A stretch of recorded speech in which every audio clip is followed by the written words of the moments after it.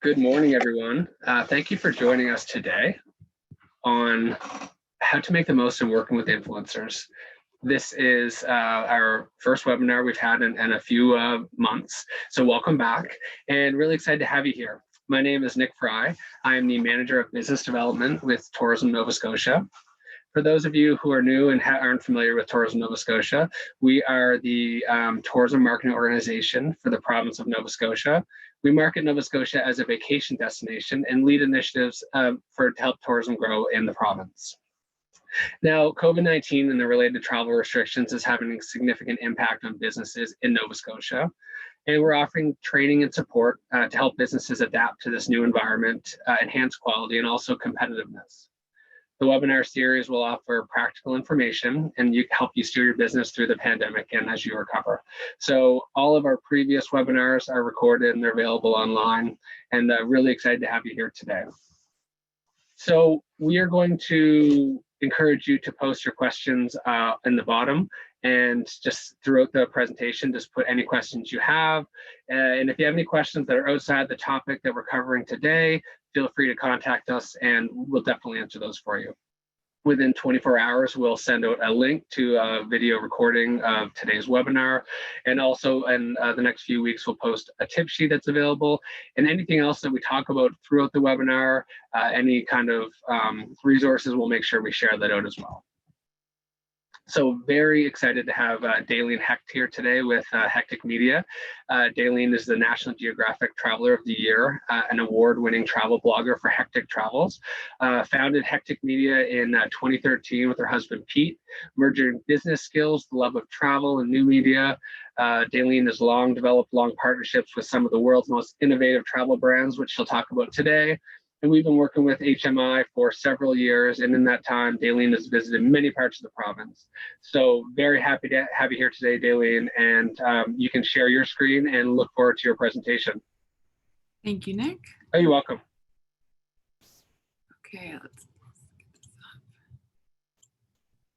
All right, hopefully everyone can see that now. Good morning, everybody. Greetings to you all from a very snowy and wintry Alberta.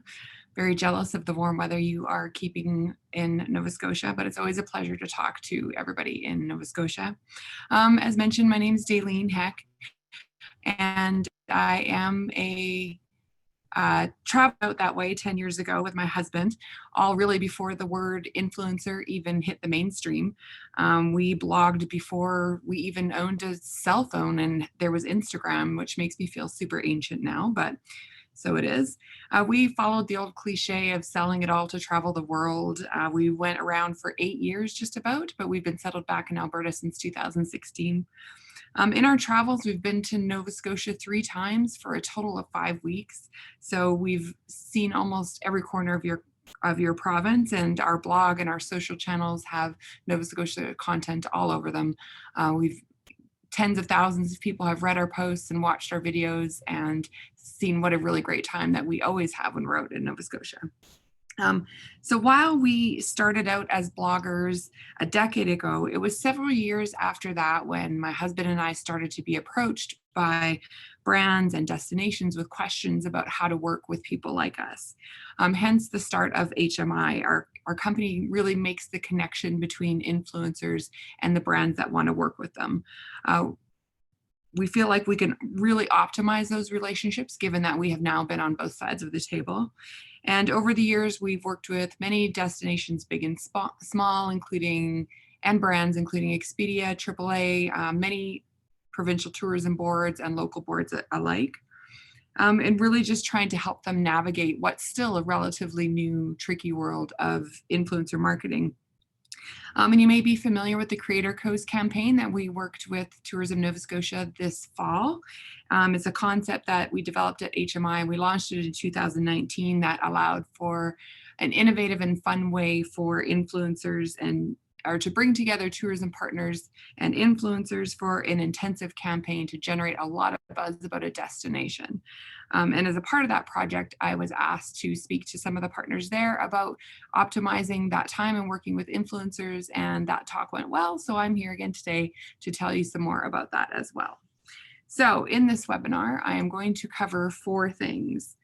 First, we'll start with why working with influencers. If you haven't worked with influencers before, it's a common question, concerns about ROI and, what can you really get out of that kind of relationship? So I'm going to go over that in a few slides. And then we're going to dive a little deeper into evaluating influencers, because this is a common step that people skip. And often just get wowed by big follower numbers and forget the really integral steps of looking to see who their audience really is, what they really offer, and all of that. So we'll talk about how do we properly evaluate influencers and make sure that they are the right fit for your brand. And then we're going to talk about how to get the most out of an influencer campaign. So once you've made the decision to bring them in, then what do you do? How do you make sure that you're optimizing every part of that project? And we'll also talk about the long-term benefits that comes with working with influencers over time. And then finally, there are a couple of resources I'll talk about throughout. And then there are two that I'll reference specifically at the end that are free for the taking to help you on your path of working with influencers. So remember the old days when, say, you found, I don't know, a really good shampoo, and you'd call up your friends and you'd tell them about it, or if anyone commented about how great your hair looked, you'd gush over this product. So basically, you were literally an influencer engaging in word of mouth advertising. In reality, today, even, we are all influencers to some degree. So influencer marketing is that, but it's just very much amplified by social media. At its most basic definition, an influencer is a self-made star that has used social media to make themselves known. Influencers, they really number in the hundreds of millions nowadays. The barriers to entry are nearly insignificant, and it's easy for people to start blogs and to start Instagram accounts, and many, many do. Whether they make it in the long term is another question. And we'll talk about how to figure that out a little further in the presentation. So some influencers are bloggers, others have built their platform on YouTube or Instagram. I'm going to use it all a little interchangeably, those words, throughout the presentation. There's a lot of variety out there of self-made stars, and the different ways that you can work with influencers are really truly endless, because they all have different strengths and they all provide different things, and your needs are all different as well. So we will talk about that throughout. And the benefits really of working with influencers are plenty. These are just a few that are on your screen right now. So for one, nowadays, modern consumers expect you to converse with them and not just push ad copy at them. A recent study showed that 70% of consumers want to learn about products through content as opposed to traditional ad methods. So bloggers, for example, are really excellent facilitators in that regard, because they don't just post articles on their websites, but they also curate followings on these other social media platforms as well. And so they are out there. They make themselves accessible to their readers and to their followers. And in return, they earn an audience's trust. Because of that, that trust really is quite rare in marketing to have that. And because of that, building the right relationships with the right influencers can do more for your business than a simple magazine advertisement. And often it also costs a lot less to do so. I want to talk about one example here. So the Finnish government, I don't know if any of you saw this on the news, but when COVID-19 hit, they actually declared influencers as critical operators, along with doctors and grocery store workers, etc., with their role being to disseminate key information about the disease. So this is a direct quote from a Finnish government official. "We are aware that government communication doesn't reach everyone. Before, this was possible through traditional media like television, but today, especially young people get their news through social media." So the government engaged and they paid for influencers to post guidance to their followers about how to stay safe and healthy. So that's how important they saw the role of influencers, knowing that that trust in those relationships is there. And influencers who do their job well should organically incorporate those messages and your messages into their whatever they're posting, and make your business as a part of their overall story and making that sell seamless. Research shows that native advertising, which are paid ads where the experience follows the natural form of normal user experience, often seen when working with influencers, is becoming much more preferable for customers. Influencers also often become a driving force. They drive traffic to your site, they drive people to your social media channels, and ultimately, at the end of the day, that helps influence sales. They also often contribute to other publications because many bloggers, for example, are also freelance writers, which can help you get more exposure in other places as well. Working directly with respected bloggers who've been around a while will garner organic links in their blog posts, which can help you rise in the rank of Google's algorithm, which is very important. And then one of the best things about working with influencers is that the results are trackable. Do you know how many people exactly saw your ad in a magazine last month? There's no way of really knowing that. But a blogger can tell you exactly how many people read their blog, how long they stayed on the page, how many clicked through to your website, and on and on. They can tell you the exact reach on Instagram, Facebook, TikTok, whatever. The data that is now available is really impressive compared to what it was a few years ago. And that all can, of course, help you make future marketing decisions with a much stronger handle on what is working and what is not. So with all of these reasons, and there are more beyond this few, it's no surprise that influencer marketing has really taken the world by storm. Before COVID-19 affected things, the projection was that brands would spend $20 billion in 2020 just on influencer marketing. I know we've all seen horror stories online about influencers doing bad things going wrong. We've all read those pieces, but I'll say that rarely do you see the stories of the fantastic results that come out of it. And those are actually far, far more common. Influencers serve a very valuable purpose, so it's easy to see why they are really here to stay. So let's assume at this point now that you are sold on the benefits of influencer marketing. Maybe you've got some people in mind that you are interested in working with, or people are approaching you as influencers and asking to work together. So next we'll tackle the question then, well, how do you decide who to work with? So there are many things to consider when deciding on who you want to work with. And the first thing I'll tell anyone faced with this decision is to first outline your own goals for any influencer campaign. Do you want to promote a new food festival? Do you want to attract people from the city over? Are you interested in using influencer marketing just to help you grow your own social media accounts and increase the engagement there? So these are all very different goals, and they will help you narrow down your list of potential influencer partners. If you're promoting a food festival, maybe you want a food blogger. If you want to attract people from the next city, then you need to find influencers who specifically speak to that audience. And once you have that potential list narrowed down to those you think that can help you achieve your specific goals, then you should begin some hardcore evaluation of those influencers themselves. So please, please don't just look at the Instagrammer in the next city that has 20,000 followers and immediately invite them because, wow, look at how huge their numbers are. Without a deeper look, you may miss that 19,000 of those followers are actually from Mexico. Just because she's from that city doesn't mean that that's where her audience is. And that audience then may not help you at all. So don't be wowed by the big numbers. It usually will benefit you greatly to look beyond them. So then when beginning your formal evaluation of any one influencer, please do it in this order: qualitative first and quantitative second.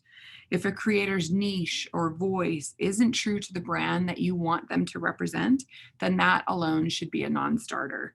If their quality of work isn't up to par, then that's a non-starter as well. It doesn't matter what their audience size is if nothing else lines up. But assuming you've got some solid contenders from that qualitative evaluation, then let's take a dive into the numbers. It's important to make sure that you understand who their audience is as well. And in the next few slides, I'll give advice on how to evaluate for both parts of this evaluation. So let's talk first about niche, as that is an important consideration in determining fit for your brand and for your specific campaign needs. For example, when we had our very first Creator House project in Banff, we had one influencer apply who said she was so excited about kayaking on Lake Louise because that is right up her alley. And that might have worked for a summer campaign, but this was to be January through March. She had an impressive and adventurous following, sure. We probably could have found her something else to do, but she probably would have died from the cold if she didn't even realize that the lake would be frozen during that time. Voice and style are also very important. Does it matter to you if someone curses on their blog often? Do you want an influencer who writes everything in haikus? Actually, that would probably be pretty awesome. I should look into that a little bit further. What about even publishing in 2 different languages? I know it may be important for some of you to have some French content as well. So not everyone is going to be a fit for every project or every brand, but it's important to make that evaluation on what is important to you.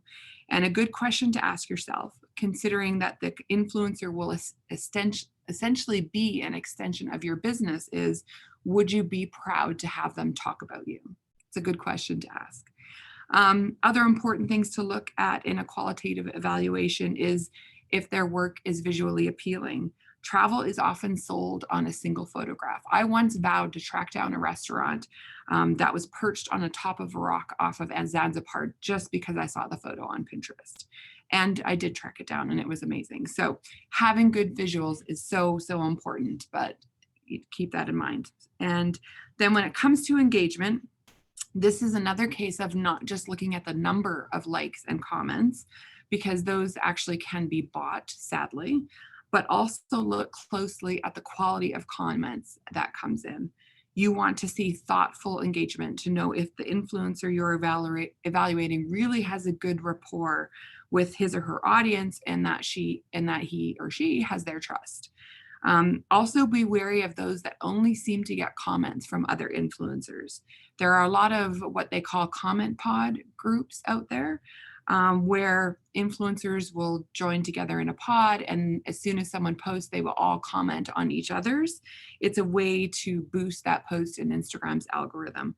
It's disingenuous. It actually doesn't do much for you at all, but just be wary of that when you're looking at the comments.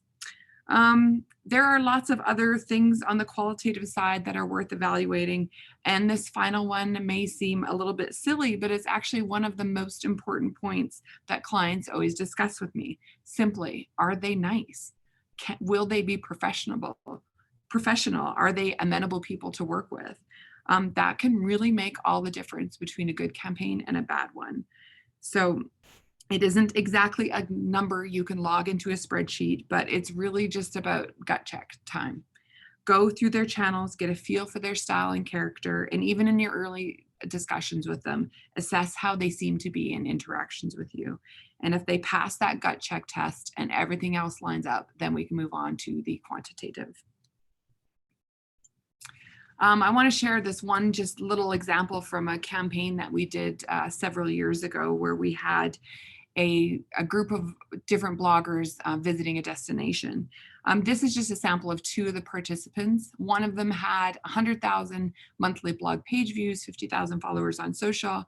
The second one had 25,000 page views and 20,000 social media followers. So the destination was very excited about both, but especially excited about number 1 because of those seemingly large numbers. But what happened after the campaign, when we were all sharing our results, was it turned out that the second one had double the social engagement and page views on the blog post that they wrote particular to that destination. At the time when we were evaluating the influencers, it was a time when we didn't have as much information available to us as we do now through the platforms and whatnot. And what had turned out why that one participant had 100,000 monthly blog page views was they had 1 or 2 blog posts that did really, really well on Google and brought in a lot of traffic. But that big chunk from that doesn't mean that they actually have that many people reading their new posts every month. People were just coming to their site for that one and then bouncing off. So again, this is just a really good example of not just being completely focused on the numbers, and just because they're bigger doesn't mean they have that dedicated audience that is going to read everything that they produce, especially about yours. So the moral of that story is to look deeper, ask for statistics. Now is just a really great time to be able to do that because of the amount of information that is available. That is why, and this is especially why those big numbers, the page views, the social media followers, that sort of thing, why they call them vanity metrics. They just look good, but they don't always show the whole picture. There's a pretty good cover on what might actually be a super crappy book. So there are plenty of ways to look deeper. I'm going to share some tools that we like to use and some other things. I encourage most for you to ask influencers directly for their numbers, and I'll give you some rundown on what to ask them for. But keep in mind also the time that's involved when you are doing an evaluation on both your side and for the influencer themselves. If someone has sent a message along asking for entry to a museum, maybe it's not worth that deep dive. It could be an easy, mostly cost-free yes that you would say to let them in the doors and get some coverage, no matter how extensive that coverage is. However, if you're planning a multi-day immersive tour that costs a lot of money to bring the influencers in, take them on, and then you have to pay an influencer fee on top of that, then that warrants a very close look. Just to make sure that your precious marketing dollars are spent very well. So don't be afraid to dive in and ask for details from the influencers. Some clients I've talked to are shy. They're a little wary of what to ask for or if they're asking too much from them. But I just encourage you to ask for whatever you need in order to make you feel comfortable with your decision. So then let's talk about what to ask for. So start first with their demographics. If it's 100,000 page views a month, where are those 100,000 people from? If the vast majority of their fans are not in your target market, then it can be easy to just move on from there, unless you're looking to expand there, of course. If those 100,000 aren't useful to you, maybe instead turn to the person who only has 10,000, but her audience is entirely from New Brunswick, which suddenly makes her more valuable, even though the number is smaller. And if you want to target millennials or boomers or anything, you can ask for ages. If gender is important, you can ask for a breakdown of that as well.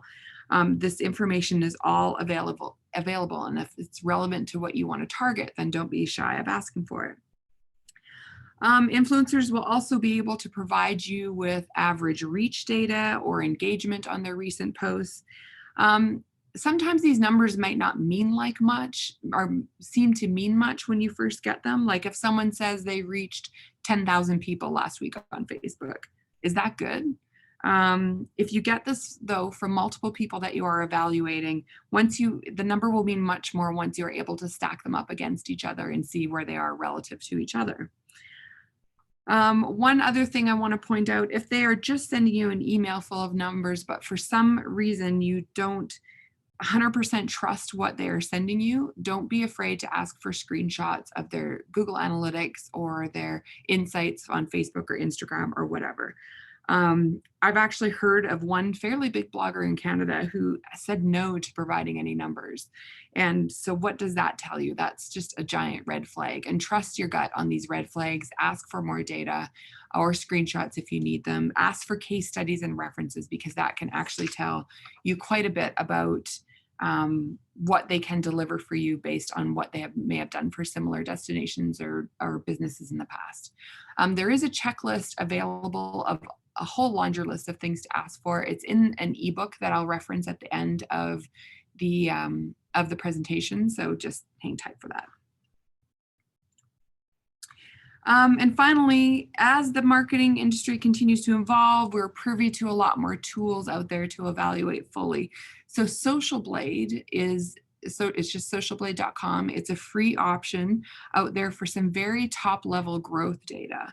So you can type in anyone's handle and you'll get a graph and some details, I think by week, or maybe it's by day, about whether that account is growing or is in decline or whatnot. Most notably, you'll want to see if there are any giant jumps, which can be indicative of a big purchase of followers, like this one I'm showing on the screen right now.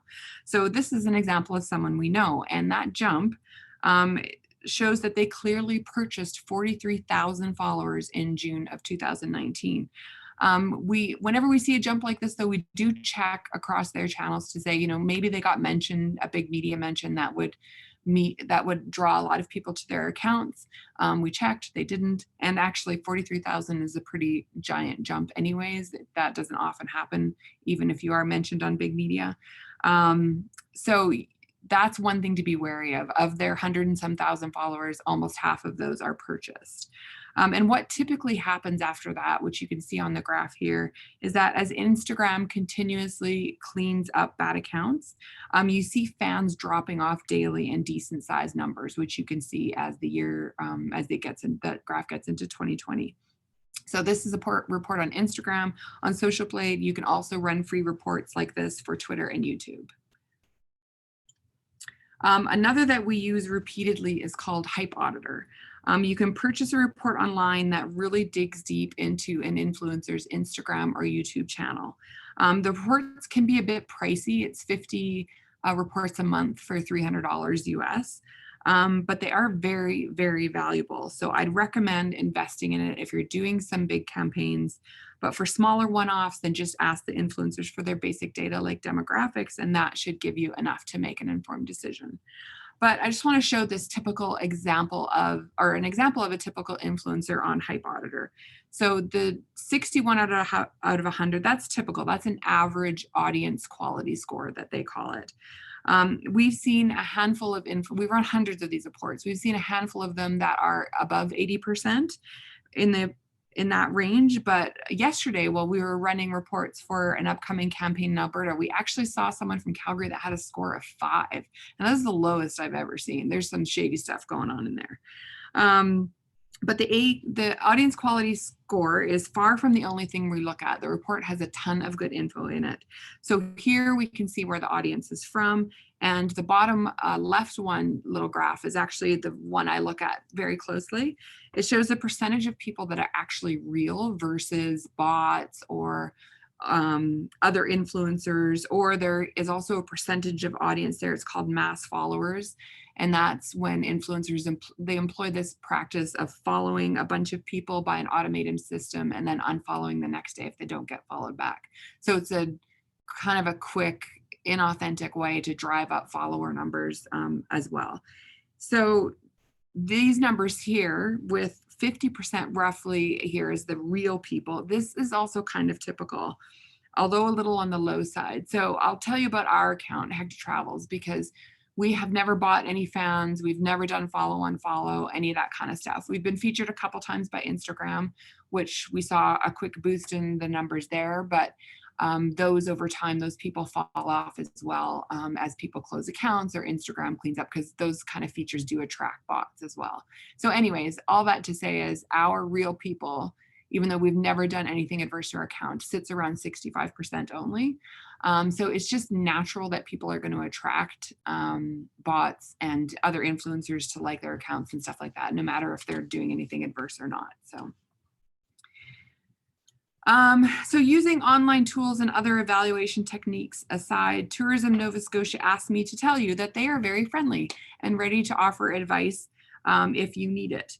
So they have worked with a lot of influencers over the years and may have some personal experience with the influencers you are even considering. So reach out to them, ask other colleagues that you have, and get their thoughts.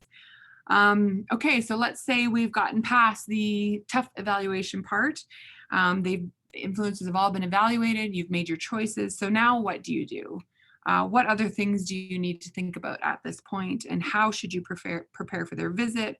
What should you do while they're in your destination or at your business? And does it end when they leave? What happens afterwards? So working through the details of any upcoming influencer campaign is about so much more than just building their itinerary. There are many little things to consider and discuss, and lots of information to be exchanged and negotiated between you both.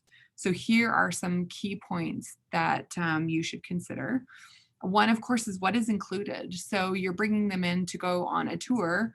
Are you paying for their transportation in? What about their meals? What about alcohol while they're in the location?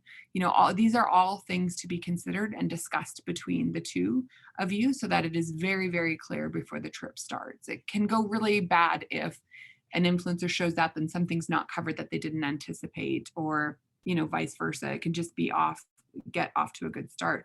And also what is included is what are their deliverables? What are they going to be giving you in return? How many posts to their blog? How many YouTube videos? Someone asked the question prior to the webinar about posting in French. And this is all things that should be discussed in advance. So, you know, they know exactly what to expect when they're visiting your business or destination. And then you know exactly what you are getting in return. Another thing to talk about is reporting, of course. So at the end, when they've completed all their deliverables and finished the trip, what are they going to share with you about it? You should be asking for their results.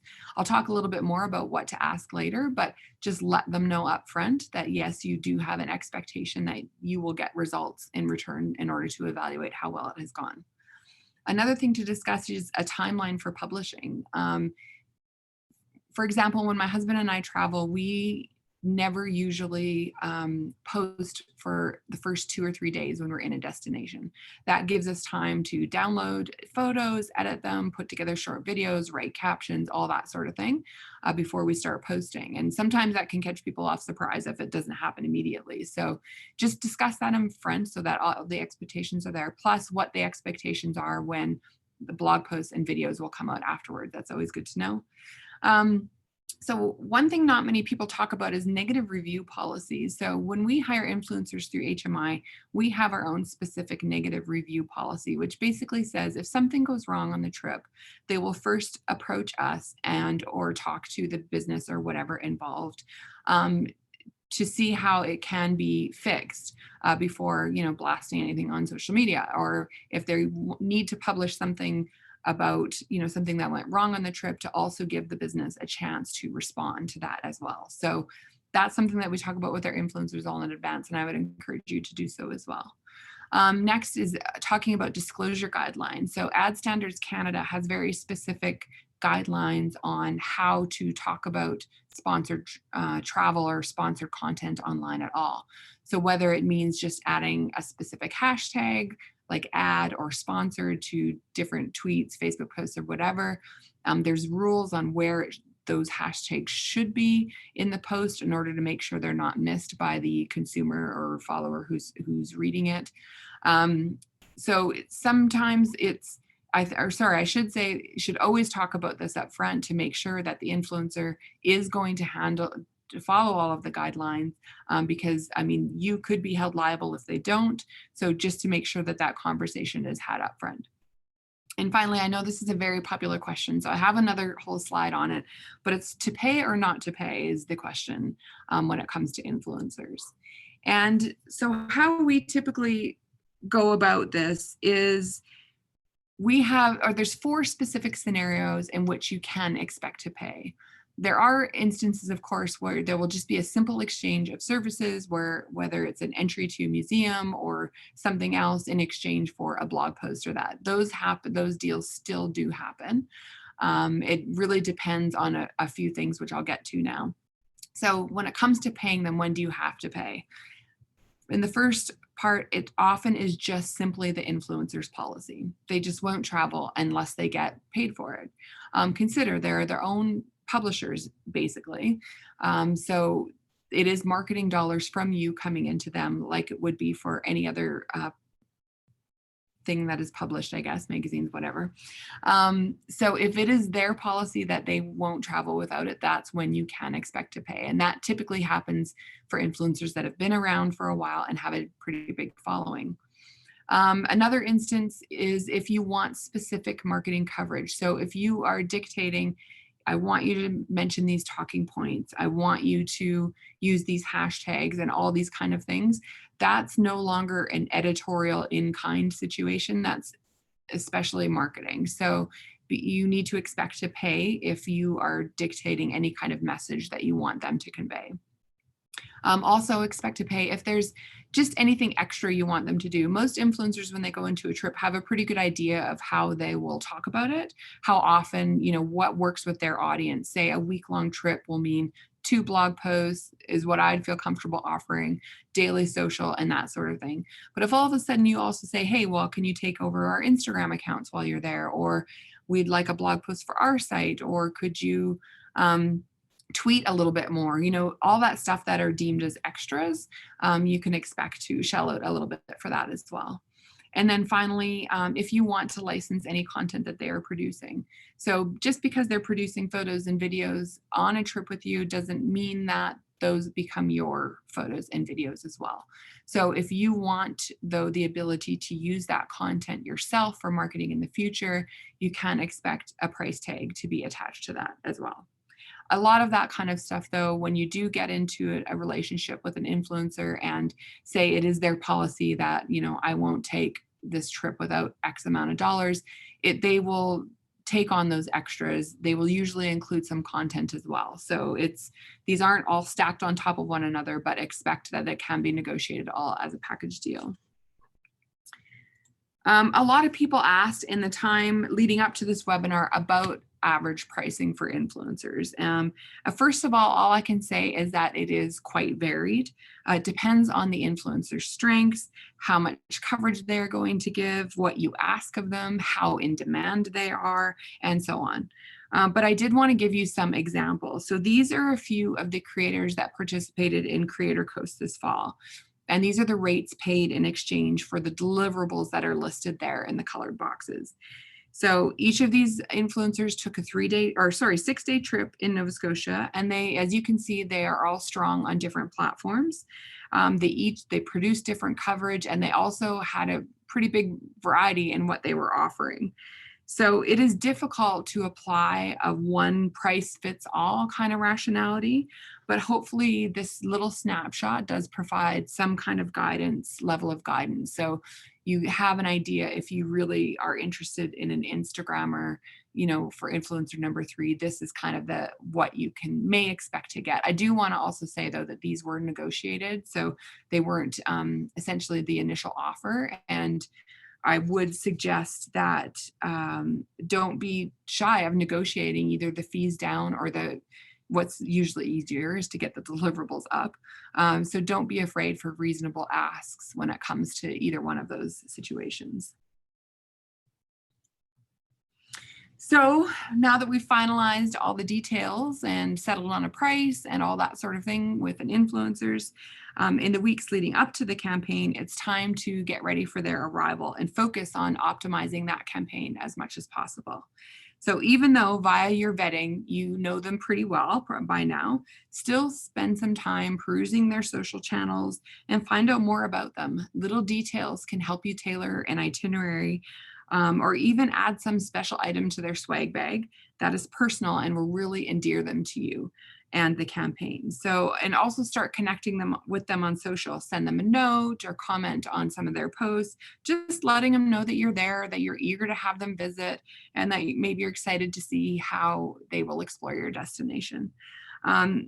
You may also consider in the day or two before they get there, introducing them to your social channels. That way you can also maybe source some new tips for the influencers to do while they are there. And oftentimes locals get excited knowing that they've got travel writers or influencers coming to town as they're eager to show off how great their home is. I also want to provide a little comment here about swag bags. So recently I did a poll inside of my influencer network just to ask about general thoughts about them, environmental considerations and all that sort of thing. I don't know if each of you regularly hands out swag bags or plans to, but I just wanted to share a couple of ideas that came out of that poll. So number one, everybody said be wary of things that take up a lot of space or are very heavy. People often travel with small luggage, or in influencers' case, they've got some kind of piece of camera equipment stuck in every pocket. So just keep that in mind. And another common tip that came out of it is a great opportunity to showcase some local food and drink. Not only is it a great way to showcase a local product, but as the influencer stated, snacks are always a great idea, and it's something that they can consume and enjoy while they're there. and share on their channels, and it's not something that they typically have to pack back home. And one last note, again, is just if you can tailor a little bit, that would be, everyone's always really appreciative of that. Like, for example, I'm not a seafood eater. I know I feel much shame every time I come to Nova Scotia for taking up space and not enjoying some of your lovely seafood. But I can guarantee that if there was dragon's breath cheese waiting for me in any of those swag bags, you would at least get a few extra tweets for that, for sure. And finally, just as travel begins, or before that, if the influencer is local, if you can make it work, meeting up with them ahead of time is always a great way to just set a good tone for the relationship. It doesn't have to be anything big, maybe just a coffee on the first morning of their trip, just so you can share tips and make sure that they know you are there for them if you need them. That personal connection and trust can really just go so far to ensure a good working relationship. And I would argue that it also just makes the influencer want to work a little bit harder for you. A few more random hot tips I want to bring up are, if you have a particular hashtag that you want influencers to use and certain social media accounts you want them to tag, it is helpful if you share all that information with them in advance.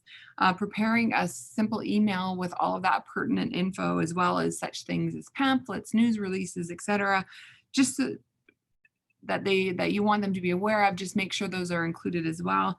Although everyone is a little bit different, consider doing this instead of handing over paper documents or a hard drive that can be easily lost. Having one email full of the information makes it easily searchable, less losable. I don't know that that's a word, but you know what I mean. And easy to access later on when writing blog posts and doing videos, etc. Don't forget that Wi-Fi for bloggers and influencers is basically like air. Don't starve them from it. They will die. When things to think about when you're assigning a hotel room, make sure it's near the router if it's an issue in other parts of the hotel to get a connection. If they are going out on an adventure and maybe not going to be able to connect for 24 hours while they're camping out on one of the wild islands, let them know well in advance. Most of the time, it's not a problem for them to step away, but they may need to plan for it by scheduling some posts. So don't forget that influencers publish usually something every single day, and that's what makes them influential. So just make sure that they know what to expect. And finally, realize that, like journalists, if influencers are expecting to continue to hold the trust of their audience, they may choose to report the bad along with the good on any trip. So do what you can to just make sure they have an excellent experience and be available to help fix things if anything should go wrong along the way. So now they have arrived. So when you see, and I mentioned this already, they may hit the ground running and not post for a couple of days. Don't be surprised by that. Feel free to ask them about that ahead of time, just so that you do know. But when they do start posting, there are several things that you can and should do. And one, of course, is just to share what they are posting. If they have a great tweet or a video or IG stories, feel free to repost them to your audience. Do know that they are completely happy for you to do so. You don't usually have to ask, as long as you're sharing directly from their page. If you're just downloading something and then posting it up into your channels with no reference to them at all, especially if that's done on, say, Instagram, that's basically like stealing their work, or that's how they will see it. So it is very appreciated, no matter the scenario, to ask first if what you want to do is okay, and then just be sure to give them proper credit. Engage with them while they're in their travels and with the responses that come in from their fans and followers. One time, Pete and I were in a partnership with a camper van company in New Zealand. We were touring around the South Island for 17 days. And of course, we were posting about the camper van company along the way.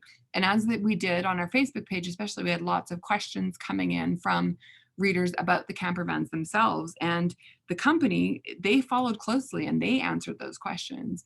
And they even got 2 legitimate leads out of it, and with email addresses to send brochures to.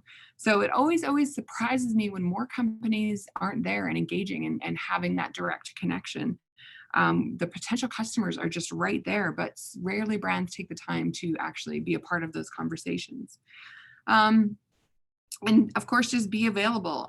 This is important not only if things go wrong, but also if something is needed. Sometimes things just come up last minute. Maybe while in the location, an influencer notices an event happening that they'd love to participate in. If you can make that possible and ensure that, excellent experience for them for something they really want to do, then all the better. So the benefits don't end after they've left. Remember, they will likely still have amassed a lot of great content that I haven't shared yet. Once they get home and they download it all and edit it, they will likely continue reliving a few of their best moments on social for a few days and weeks yet to come. Also, there is the longer form content yet, the blogs, the videos, and whatnot. Those can be weeks or months in the making. And sometimes savvy influencers will wait to publish when they know it will have the most impact, on their audience. So for example, our blog readers are always up in January. That's like our biggest month of traffic. It seems that, once the long cold winter hits Alberta, which is a little early this year, and then the Christmas season fades, people are a little more eager for holidays and they start hunting on blogs for information. So that's when we like to post our best stories is to get them when they're at their most vulnerable. So it's worth asking an influencer when that prime time is and see how you can make sure your stories are on there for sure. Keep in touch with their channels and see what else comes up. Or if you are the one, setting up these campaigns in the future, just remember to keep in touch with those in the past and see what else you can do to work together. Also, many relationships with creators include providing content, like I talked about, with licensing photos and video in order for you to use in your marketing.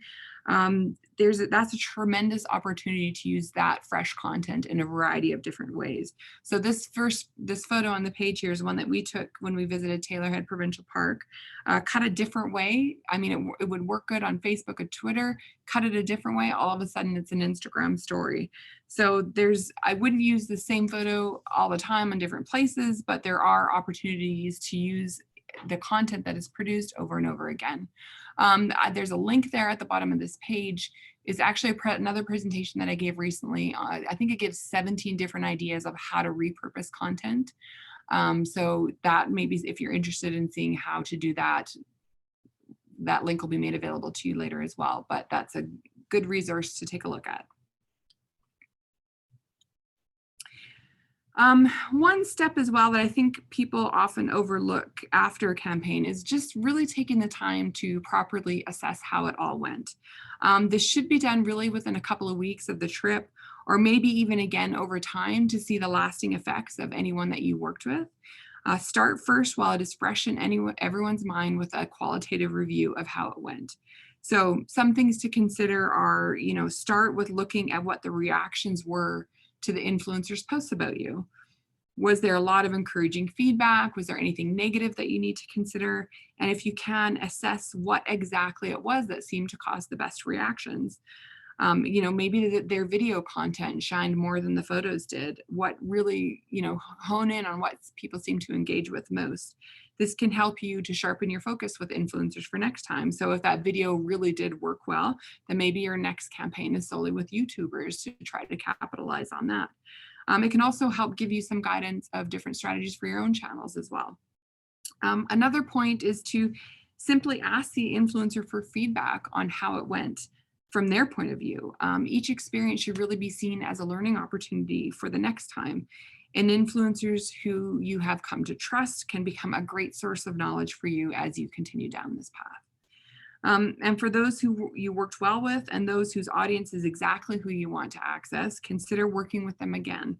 And you might even want to form a long-term relationship or ambassadorship that can take many, many different forms. But with that one, I jumped ahead a wee bit. Before you get to that point, it's still important to look at the numbers, the quantitative side of evaluation of that campaign as well. So when you work with influencers on your own campaign, you should also ask for such a report when you're negotiating the deliverables. And here are some things that we typically ask for. So if blog posts or YouTube videos were a part of the equation, ask for page views and total views respectively. My advice, however, is to wait a couple of weeks, maybe a month after they are published, so that they have some time to gain a little bit of traction on the web, get shared around and whatnot. And note that over time, if the blogger or vlogger does their job right and optimizes the content well for search, the views will become much bigger over time. So this will just give you a snapshot of the initial effect at the very least. Also ask for reach, impressions, engagement across any of the social media platforms that they used while they were posting about you. Sometimes also mentioning specific destinations or businesses is a part of the deliverables. So use this evaluation as a time to check and make sure that they have met all their contractual requirements as well. Comments may be a little bit more on the qualitative side, but the numbers too are certainly important to assessing how a campaign has gone. So keep those on file and screenshot the good ones that show a sincere interest in your business or your destination. And all of this information, when gathered from different campaigns over time, should really help inform on what works for you when it comes to influencer marketing. I realize, in all honesty, that some of these numbers, they're really hard to put a value to. So someone tells you that they got 100 Instagram likes on that one photo. What does that really even mean anyways? What does that 100 likes mean? So you could be staring hard at this sheet of results and finding it difficult to even determine if it went well or not. But as you work with influencers over time, I promise that that will become more clear to you because you'll be able to make comparisons and see what's happening in your destination as a result of the campaign that you worked on. So, and this is why I encourage everyone to develop a database to house these results and collect the same information every time you work with an influencer. You'll be able to see trends and patterns emerge. Maybe it is YouTube videos that seem to be resonating more and driving people through your doors. Maybe 2 years later, you're still seeing traffic flow from this one blogger's post to your own website. So you want to get more bloggers in and see if you can get that replicated and happening more often. The easiest way to build this database is just to create a simple Google form and to query the influencers for their results after the campaign. It takes just a few minutes to set up, ask for these results and whatever else is important to you. And then if you send them that link, it will split all the results into a spreadsheet for you to review. You use that same Google form over and over, the results just keep stacking up, and you can really start to see what is working by having all this data at your fingertips. It will undoubtedly lead you to conclusions about what is working well for you in order to bring people through the doors. So because the industry of new media is still relatively new, of course, experimentation is key to emerging on the positive side of the value equation. So don't be afraid to do that, experiment away, but just be sure to track the results. So in truth, I could speak all day about working with influencers, and I would maybe still have more to say, but I see that I've already taken up an hour. So I'm just going to briefly go over the resources, and then we'll have some time for questions.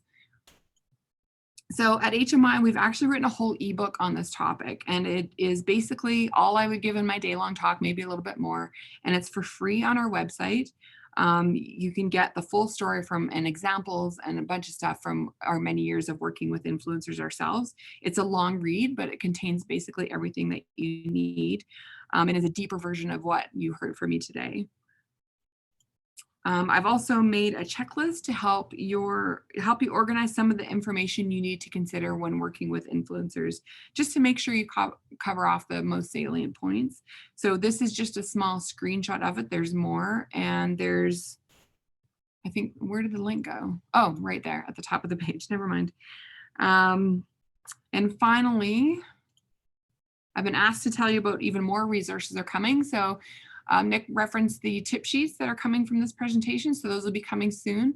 And Tourism Nova Scotia is putting together a big resource about working with influencers, and that is expected to come in spring of 2021, so keep an eye out for that. And if you've gone through any of the, even after this presentation, I'll take some questions now, of course, but if you have any others as you go through the ebook or any of the checklists, feel free to send me any questions that you may have. But also now is the time too, if Nick wants to take my screen back over. I'm not going to take it over yet because Okay. what we'll do. That was fantastic. There's so much great information, and I can see why you won all those awards. Oh, You can just tell.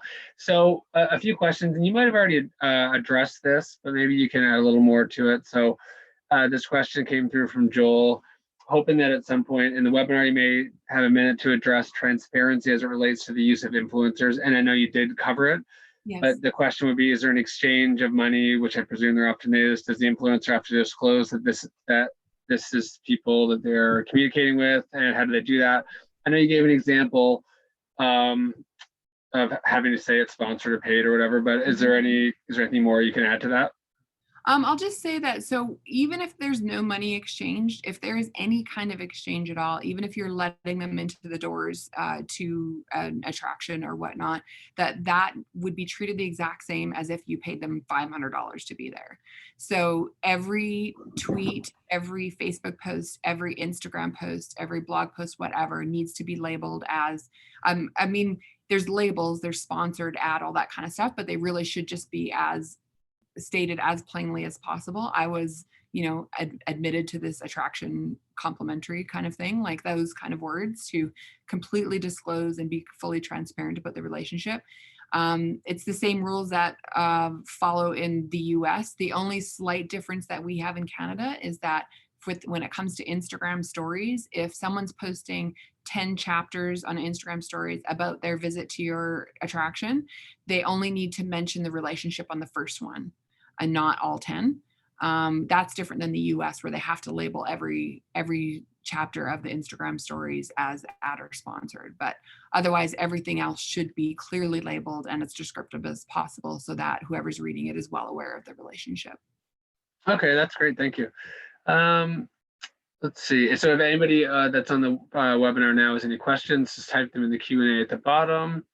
And let's see. I know we have a few that came through.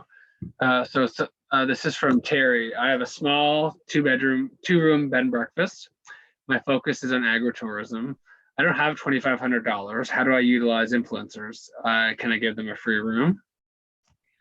Sometimes that will work for sure, especially if people, this is one thing about working with them. If they contact you directly themselves and say, hey, I would love to come and stay, that's a better case for saying, yeah, I'll give you a complimentary room. And then that's the extent of the exchange. If you're pursuing influencers yourself, then because you're initiating that, usually they will say, well, yeah, I'll come and stay, but you have to pay me $500 or whatever it is. Right. So the $2,500 that Terry mentions, because I think that was looked like the lower end of your examples that you had shown. Yeah, I'm assuming you can deal with people for much less than that, for less absolutely. items. For accommodation stay, you can find people for in kind, definitely. And the 2,500, that was a week-long campaign with a bunch of deliverables tacked onto it. So if it's one night or 2 nights at your accommodation, you could likely find decent sized influencers that may be interested in doing it in kind, or it would also be much less than the 2,500. Okay, and what would you, let's just follow down this trail for a little bit longer. And let's say if you were that B&B and you wanted to give someone a night in kind, what would you ask for? Like, would it be like a post, a story, a photo, or would it be based on the needs of the business? Yeah, it would be based on the needs of the business. So, for example, if you're focusing on trying to, boost the ranking of your website, then a blog post is probably more interesting to you, where you can get a link to your website, which will help in the eyes of Google. If you are more interested in, increasing your Instagram presence, then, you may want to focus on someone who has a bigger Instagram following and try to capitalize on that. So it really is based on the needs of your own business and to how to figure out what to get out of every relationship that you enter into. I'd start first with identifying what you really want to get out of it. Perfect.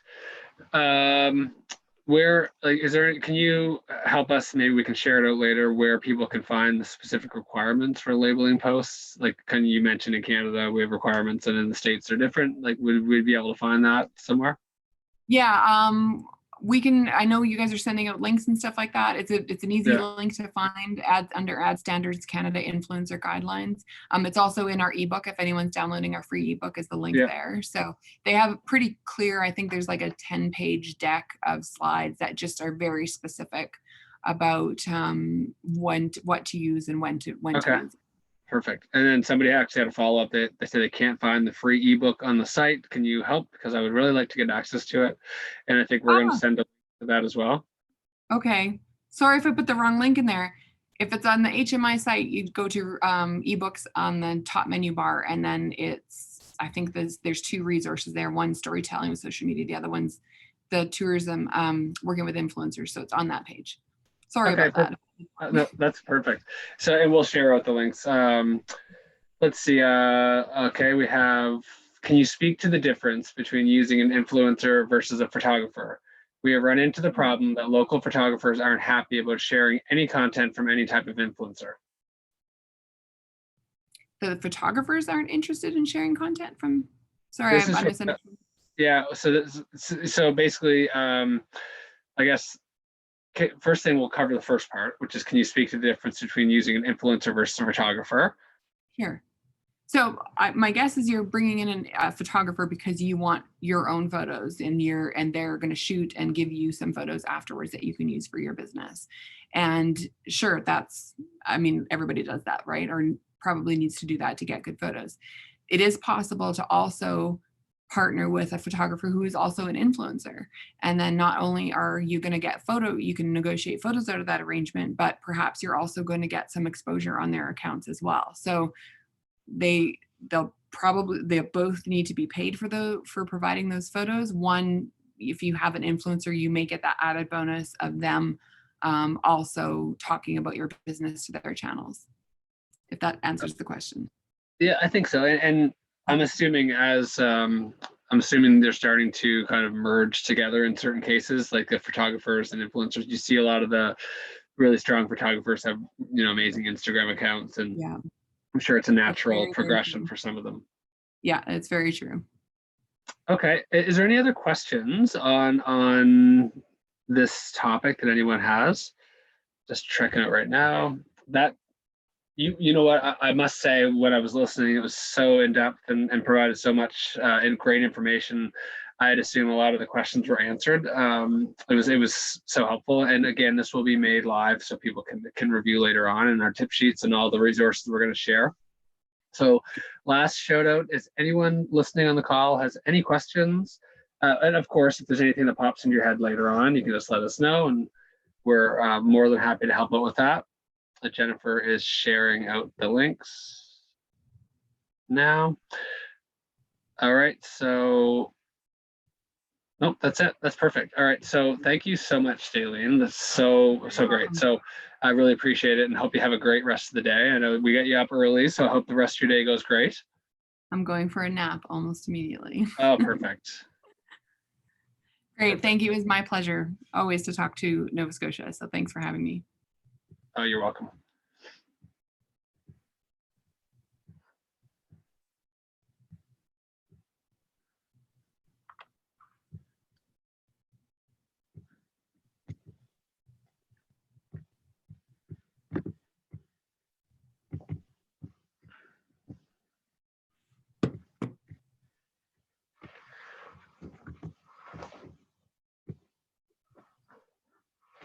Well, thank you guys so much for tuning in today.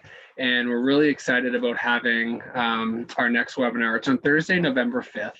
And we are going to have Google Canada to come in to talk about Google My Business and Google tools for your business. So this is going to be a great resource. We have Donna Chang, Google Canada's tourism lead, and Jenny Vincent, account manager for Google Canada. It's free for anyone to join. So tell everyone you know. I think it's going to be really great and a lot of really relevant tools that are there. Tourism Nova Scotia, of course, has many different ways to stay connected. If at any time you have any questions, you can email us at tnsbusiness@novascotia.ca. You can sign up for our In Touch newsletter, which comes out twice a month. We have lots of great industry news. You can follow us at Tourism NS on Twitter. Follow us, Tourism Nova Scotia, on LinkedIn. Our website is tourismns.ca. We also have some really great resources on COVID-19 at tourismns/coronavirus. So thank you so much. We hope you have a wonderful day and hope that you join us for the next webinar.